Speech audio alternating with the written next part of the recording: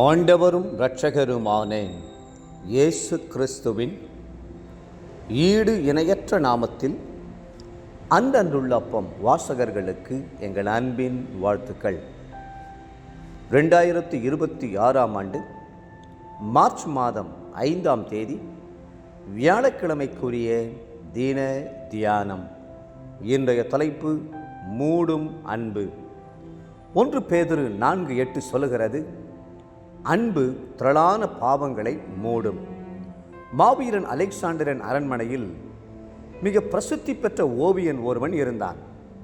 அவன் சக்கரவர்த்தியின் மேல் அளவில்லாத அன்பு கொண்டிருந்தான். அவன் பல ஆண்டுகள் முயற்சித்து சக்கரவர்த்தியின் ஓவியம் ஒன்றை வரைந்தான். சக்கரவர்த்தியின் முகத்தில் காயத்தினால் ஏற்பட்ட ஒரு தழும்பு அந்த படத்தின் அழகை சற்று குறைத்தது. எனவே அவன் மீண்டும் இரவும் பகலுமாக பாடுபட்டு அந்த தழும்பு தெரியாமல் இருக்க சக்கரவர்த்தி தன் கையை கன்னத்தில் வைத்து ஆழ்ந்த சிந்தனையில் இருப்பது போல மாற்றி மிக அழகாக வரைந்து முடித்தான். அலெக்சாண்டர் அந்த படத்தின் அழகை பார்த்து மிகவும் சந்தோஷமடைந்தார். தன் கன்னத்தில் இருந்த தழும்பு படத்தில் காணாதது பற்றி கேட்டபோது அந்த ஓவியன், ராஜாவே, அதை என் அன்பு மூடி போட்டுவிட்டது என்று பதிலளித்தான். ஆம், அன்பானது திரளான தழும்புகளையும் பாவங்களையும் மூடிவிடும். ஆனால் அன்பற்றவர்களோ எல்லாவற்றிலும் குற்றம் கண்டுபிடித்து கொண்டும் முறுமுறுத்து கொண்டும் இருப்பார்கள். உங்கள் உள்ளத்தை கிறிஸ்துவின் அன்பினால் நிரப்பிவிடுங்கள். அவருடைய அன்பு துரோகிகளையும் மன்னித்து ஏற்றுக்கொள்ளும் தெய்வீக அன்பல்லவா?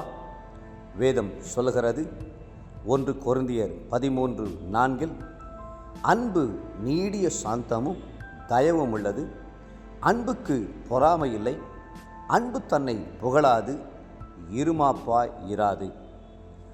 எப்பொழுதாயிலும் உங்களுடைய உள்ளத்திலே மற்றவர்களை குறித்த கசப்பும் வைராக்கியமும் வருகிறதை உணரும்போது நீங்கள் அன்பிலே தாழ்ச்சியடைந்து விட்டீர்கள் என்பதை நினைத்து கொள்ளுங்கள். அப்பொழுதெல்லாம் தனியாக கர்த்தருடைய சமூகத்திற்கு ஓடி சென்று, ஆண்டவரே, உம்முடைய அன்பை இன்னும் என்னுடைய உள்ளத்தில் ஊற்றியருளும், எனக்கு தீங்கிழைத்தவர்களையும் நேசிக்கத்தக்கதான உள்ளத்தை தாரும் என்று கேட்டு மன்றாடுங்கள். வேதம் சொல்லுகிறது, ரோமர் 5:5, பரிசுத்த ஆவியினாலே தேவ அன்பு நம்முடைய இருதயங்களில் ஊற்றப்பட்டிருக்கிறபடியால் அந்த நம்பிக்கை நம்மை வெட்கப்படுத்தாது. இயேசு கிறிஸ்து சொன்னார், உங்கள் சத்துருக்களை சிநேகியுங்கள், உங்களை சபிக்கிறவர்களை ஆசீர்வதிங்கள், உங்களை பகைக்கிறவர்களுக்கு நன்மை செய்யுங்கள், உங்களை நிந்திக்கிறவர்களுக்காகவும் உங்களை துன்பப்படுத்துகிறவர்களுக்காகவும் ஜெபம் பண்ணுங்கள். இப்படி செய்வதனால் பரலோகத்தில் இருக்கிற உங்கள் பிதாவுக்கு புத்திரராய் இருப்பீர்கள். மத்தேயு 5ஆம் அதிகாரம் 45-44 கல்வாரி அன்பினால் நாம் நிரம்பி இருக்கும்போது இயேசு கிறிஸ்து சொன்னது போல நம்மால் நடந்து கொள்ள முடியும். இயேசு கிறிஸ்துவனுடைய முன்மாதிரி அதுதான். சிலுவையிலே தொங்கிக் கொண்டிருக்கும் போது கூட தன்னை துன்பப்படுத்துவர்களுக்காக அவர் ஜெபித்தார். பிதாவே, இவர்களுக்கு மன்னியும், தாங்கள் செய்கிறது இன்னதென்று அறியாதிருக்கிறார்களே என்று சொல்லி விண்ணப்பம் செய்தார். லூக்கா 23:34. தேவப்பிள்ளைகளே, மற்றவருடைய குற்றங்களையும் குறைகளையும் ஒருபோதும் பெரிதுபடுத்தாதிருங்கள். உங்கள் குடும்பத்தை தெய்வீக அன்பு ஆளுகை செய்யட்டும்.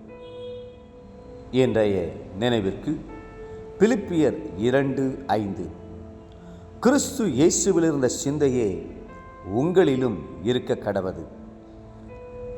இன்றைய வேத வாசிப்பு காலை என்னாகமம் 34, 35 மற்றும் 36ஆம் அதிகாரங்கள். மாலை மார்க்கு 9ஆம் அதிகாரம் 30-50ஆம் வசனம் முடிய. அன்புக்குரிய அன்றன்றுள்ளப்பம் வாசகர்களே, மீண்டும் உங்களை வாழ்த்துகிறோம். உங்கள் இருதயம் எப்பொழுதும் தேவனுடைய அன்பினால் நிரம்பி இருக்கட்டும். கர்த்தர் தாமே உங்களை ஆசீர்வதித்து மென்மேலும் உயர்த்துவாராக. ஆமென்.